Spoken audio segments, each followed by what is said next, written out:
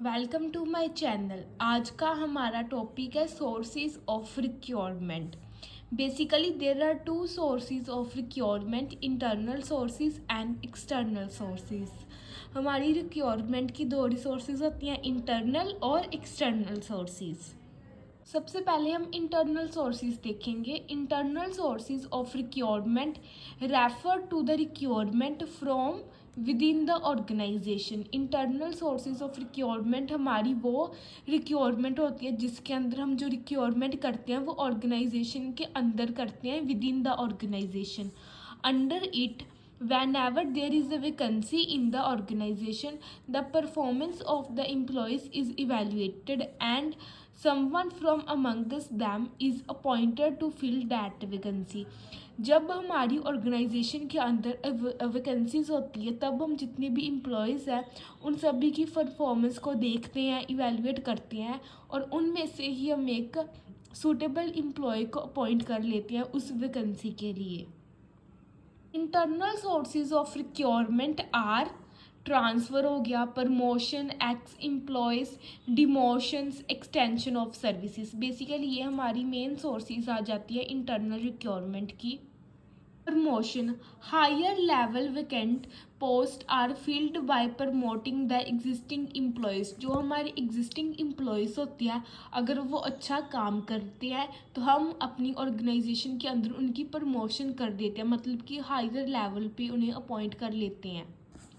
Promotion motivate employees to improve their job performance so that they get promoted to higher post. जो promotion होता है वो basically employees को motivate करता है कि वो ज़्यादा काम करे, अपनी जॉब की परफॉर्मेंस में इम्प्रूवमेंट लेके आए, कि अगर उनका काम अच्छा होगा तो हम उन्हें प्रमोट कर देंगे एक हायर पोस्ट के ऊपर। Transfer refer to the change in the employment of the employees without any change in status, responsibility और remuneration. It means shifting of the present employee from the existing job to other similar jobs।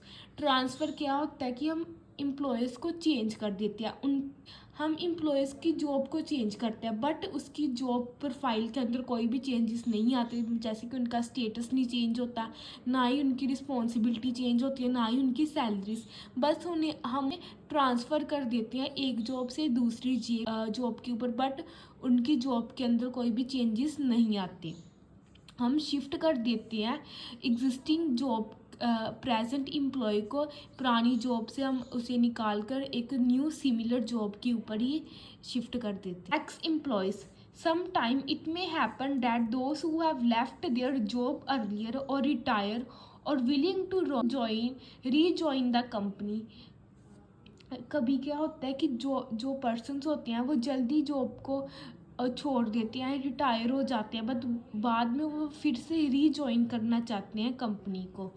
Either they are willing to come back और may recommend someone who is willing work for that company. या तो फिर वो खुद वापस से उस company को ज्वाइन करना चाहते हैं या फिर वो कहते हैं कि इस पर्सन को ज्वाइन, हमारी पोस्ट के ऊपर इस पर्सन को हायर कर लो जॉब के लिए।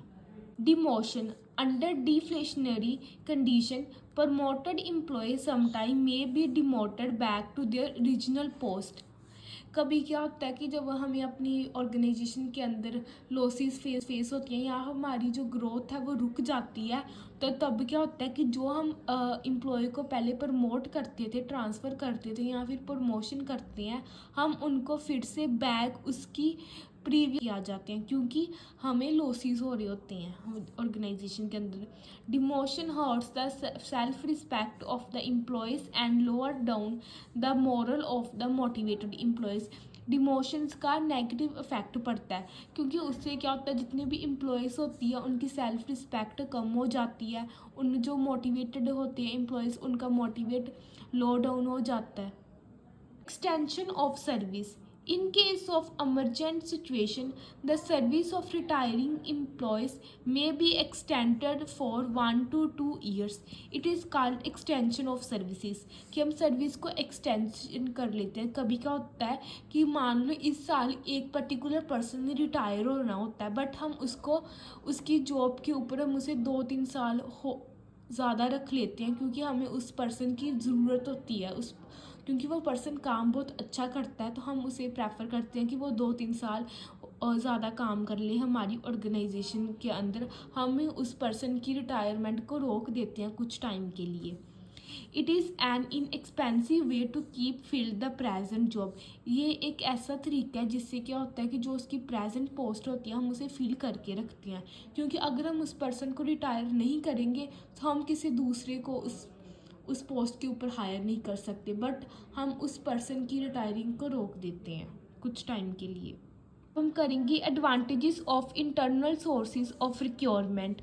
Motivation to employees. Recruitment from internal sources particularly promotions motivates the employees to achieve higher standard of performance। रिक्योरमेंट क्या, बेसिकली जो हमारी इंटरनल सोर्सेज है रिक्योरमेंट की, जैसे कि प्रमोशन होगी, वो क्या कि एम्प्लॉयज़ को मोटिवेट करती है कि वो अच्छे तरीके से काम करे, कि उन्हें एक हायर स्टैंडर्ड की परफॉर्मेंस मिले, जॉब के अंदर अच्छी वेजेस मिले। As cost, requirement from internal sources save a lot of resources, effort and time of the organization. Thus, requirement from internal sources is cost effective. Requirement हमारा एक ऐसा process आ जाता है इंटरनल सोर्सेज के अंदर जो कि हमारी रिसोर्सेज को सेव करके रखता है, हमारे एफर्ट्स को वेस्ट नहीं होने देता, टाइम की सेव। दस जो रिक्योरमेंट है हमारी इंटरनल सोर्सेज की, क्यों वो एक कॉस्ट इफेक्टिव होती है, क्योंकि ना तो हमारी उसके अंदर रिसोर्सेज की वेस्टेज होती है, हमारे एफर्ट्स भी नहीं वेस्ट होते हैं, और हम टाइम सेविंग करते हैं उसके अंदर। Optimum use of labour force. This helps in proper utilisation of labour force in the organisation. जो हमारी इंटरनल सोर्सेज है वो हमारी हेल्प करती है कि हम ऑप्टिमम यूटिलाइजेशन करें जितनी भी लेबर फोर्सेस हमारी ऑर्गेनाइजेशन के अंदर अवेलेबल है। बेसिकली इसका काम है कि जो लेबर फोर्स है हम उसकी वेस्टेज ना करें। No need for training. Generally, there is no need to impart training to the employees recruited from internal sources। जिस पर्सन को या फिर जिन एम्प्लॉयज़ को हम इंटरनल सोर्सेज को के अंदर हायर करते हैं या काम देते हैं हमारी ऑर्गेनाइजेशन के अंदर, उन पर्सनस को ज़्यादातर ट्रेनिंग की ज़रूरत नहीं होती। ये हमने की थी एडवांटेजेस। अब हम करेंगे disadvantages of internal sources of recruitment. Promotion to inefficiency. When recruitment is done through promotion to the existing employees on the basis of seniority, employees becomes indifferent towards the efficiency. अगर हम persons को promotion कर देते हैं existing employees की, अगर हम promotion करते हैं तो वो अपने काम के अंदर इनसफिशेंसी आ जाती है उनके उसके काम के अंदर, क्योंकि वो ज़्यादा ही मोटिवेट हो जाता है, उसके अंदर सीनियोरिटी आ जाती है। Not useful for a new organizations. Requirement from internal sources can be done by existing organization only. New organization cannot adopt this source of requirement। जो हमारी न्यू ऑर्गेनाइजेशन है बेसिकली वो रिक्योरमेंट का प्रोसेस अडोप्ट नहीं कर सकती। ये इसकी मेन डिसएडवांटेजेस आ जाती है, क्योंकि जितनी भी इंटरनल सोर्सेज की रिक्योरमेंट है वो मोस्टली एग्जिस्टिंग ऑर्गेनाइजेशन ही करती है। जो न्यू ऑर्गेनाइजेशन है वो इस इंटरनल रिसोर्सेज के रिक्योरमेंट प्रोसेस को अडॉप्ट नहीं कर सकती, क्योंकि उस रिगार्डिंग उन्हें काफ़ी प्रॉब्लम्स फेस करनी पड़ सकती है। Bias and recruitment from internal sources promote bias and nepotism. जो हम रिक्योरमेंट करते हैं इंटरनल सोर्सेज से तो उसके रिगार्डिंग हमारी ऑर्गेनाइजेशन के अंदर बहुत सारी बाइस आ जाती हैं। निपोटिज्म मतलब कि जो हमारे जो एम्प्लॉयज़ होते हैं वो कहते हैं कि जो हमारे रिलेटिव्स है उन्हें आप हायर कर ले या उन्हें वैकेंसी दे दे जॉब के अंदर, जिससे बेसिस के ऊपर क्या होता है कि हमारी ऑर्गेनाइजेशन के अंदर डिस्क्रिमिनेशन हो जाता है। Lack of employees in the organization. Requirement from internal sources results in the lack of employees in the organization. Internal sources. Internal sources of requirement refer to the requirement from outside the organization। जो हमारी internal sources की requirement है वो outside the organization होती है। Under it, suitable employees are selected by carrying out requirement from amongst the person outside the organization। इसके अंदर क्या होता है कि जो suitable employees है उनको हम select करते हैं on the basis of requirement of the person that are outside the organization। External sources of requirement are, जैसे कि एम्प्लॉयमेंट एक्सचेंज हो गया, एडवर्टाइजमेंट हो गया, कैजुअल कॉलर्स हो गए, कैंपस इंटरव्यू, कंट्रैक्टर्स एक्सेट्रा। ये सारी बेसिकली हमारी मेन सोर्सेज आ जाती है requirement of the external sources. Employment exchange, unemployed and underemployed person may get themselves registered in the employment exchange run by state government। कहते हैं जितने भी अनएम्प्लॉयड और जो अंडर एम्प्लॉयड पर्सनस हैं वो अपने आप को रजिस्टर्ड कर सकते हैं एम्प्लॉयमेंट एक्सचेंज के प्रोसेस के अंदर, जो कि रन किया जाता है स्टेट गवर्नमेंट के द्वारा। The concern who are in need of skilled और अनस्किल्ड पर्सन में approach the exchange for requirement. कहते हैं जिस कंसर्न या फिर जिन ऑर्गेनाइजेशन को स्किल या अनस्किल पर्सनस की रिक्वायरमेंट होती है वो एम्प्लॉयमेंट एक्सचेंज के अंदर रिक्वायरमेंट अप्रोच के अंदर अपने आप को कंसर्न कर सकते हैं। Advertisement in newspapers, trade journals, magazine is the best method for recruiting person for hire and experienced job। Advertisement देते हैं हम न्यूज़पेपर के अंदर, ट्रेड जर्नल्स, मैगजीन के अंदर कि हमारी ऑर्गेनाइजेशन के अंदर वैकेंसीज हैं, हम रिक्वायरमेंट करते हैं और हायर करते हैं पर्सनस को एक एक्सपीरियंस्ड जॉब के ऊपर। Casual callers, without any announcement of post, sometime people drop their resume to find out if jobs are available। कभी ऐसा भी हो सकता है कि जो पर्सनस होते हैं वो अपने रिज्यूम को सेंड कर देते हैं ऑर्गेनाइजेशन की मेल के ऊपर, हमने कोई एडवर्टाइजमेंट भी नहीं दी होती बट फिर भी पर्सनस क्या अपने रिज्यूम सेंड कर देते हैं। Concerns maintain records of this application who are to appear before the selection board in case some vacancies arise। तब क्या होती है, जो कंसर्न होती है वो उन पर्सनस का रिकॉर्ड मेंटेन करके रखती है कि अगर इन फ्यूचर वैकेंसीज अराइज होती है तो हम उन पर्सनस को सबसे फर्स्ट ऑप्शन देते हैं, उन्हें हम इलेक्ट कर सकते हैं। बट मतलब कि बेसिकली हम उन पर्सनस को फर्स्टली चांस देते हैं वैकेंसीज के लिए। Campus interview, sometime organization may contract universities or technical institutes to meet the employees requirements. Campus interview भी होती है कि जो यूनिवर्सिटीज़ होती है वो कॉन्ट्रैक्ट कर देती है ऑर्गेनाइजेशन के साथ कि हमारे जो स्टूडेंट्स हैं जब उनकी ग्रेजुएशन या जब उनकी स्टडीज़ कंप्लीट हो जाती है, हाँ आप उन्हें अपनी ऑर्गेनाइजेशन के अंदर रिक्रूट कर ले, मतलब कि अपनी ऑर्गेनाइजेशन के अंदर काम दे दे। Contractors, some business enterprises often recruit the labor through labor contractors। The contractors और jobbers act as a middleman to supply workers। contractors भी होते हैं कि जो contract करते हैं organization और employees के साथ कि आपका जो contract है वो 3 साल का होगा, 4 साल का होगा जॉब के लिए। इसके अंदर जो contractor होते हैं या फिर jobber वो एक middleman की तरह act करते हैं क्योंकि वो supply करते हैं workers को। Advantages of external sources of recruitment, wide scope। External sources of recruitment have wide scope। This helps in the selection of suitable employees। जो external sources है वो wide होती हैं scope के अंदर क्योंकि इसके अंदर हम बहुत सारी selection करते हैं। एक्सटर्नल सोर्सेज ऑफ रिक्वायरमेंट हमारी हेल्प करती है कि हम सूटेबल एम्प्लॉयज़ को सिलेक्ट कर सकें ऑर्गेनाइजेशन के अंदर। Induction of new talent in the organization, recruitment from external sources help in the selection of the employees with fresh knowledge and new ideas।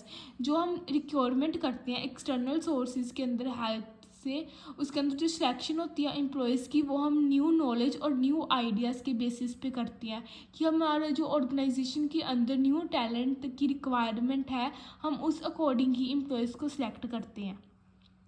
Selection of sufficient and suitable personnel, if recruitment is done from external sources then efficient and suitable personnel can be recruited easily।